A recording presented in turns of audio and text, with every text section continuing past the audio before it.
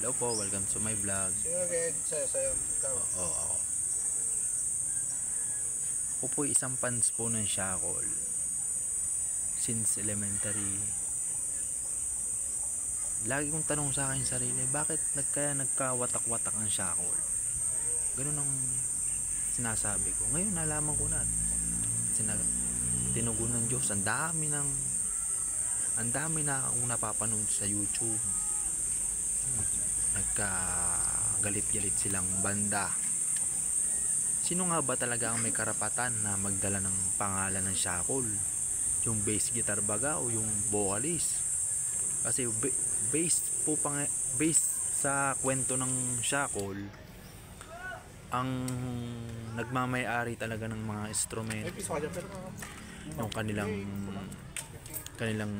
bahay, yung kanilang tugtugan, yung bass guitar talaga. Pero yung pangalan ng Shackle, bakit ang nagdala niyan yung bass guitar?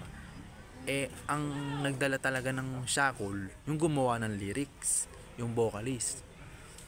Ngayon naging repakol ngayon yung songwriter.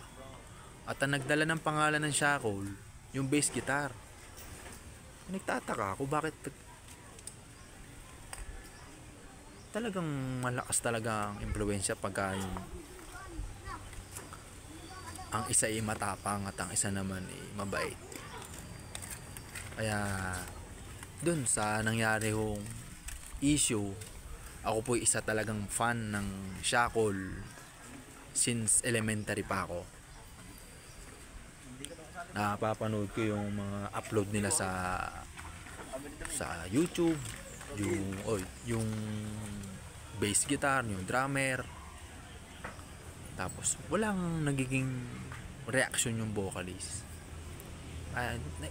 Nanood uli ako ng video ng concert. Kumanta yung vocalist ng Shackle, ang nagdala ngayon, ang pangalan ng banda ngayon ay Repakol na, hindi na Shackle. At yung mga Shackle naman, ang nagdala yung bass guitar, iba na ang vocalist. Ako nangangarap din ako magkaroon ng kabanda. Pero kung magiging matagumpay naman,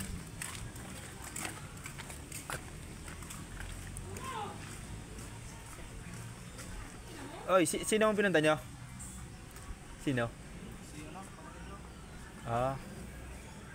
yun, ganun ang nangyari. Ako inaalam ko rin kasi isa po akong diehard pa ng Shackle.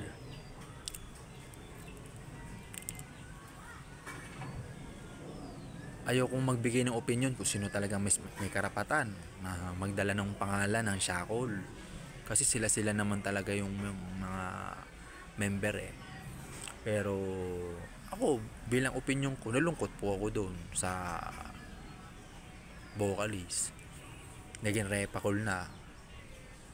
Ang Shackle naman ngayon, para sa akin, kapag manonood ako ng concert, kapag Shackle, hindi ko na panunuorin yun. Ang panunuorin ko yung Repakol kasi yun talaga yung vocalist Yan ang opinion ko lang. Murahin na ako ng Shackle, ayos lang sa akin. Kasi diehard fan ako ng Shackle.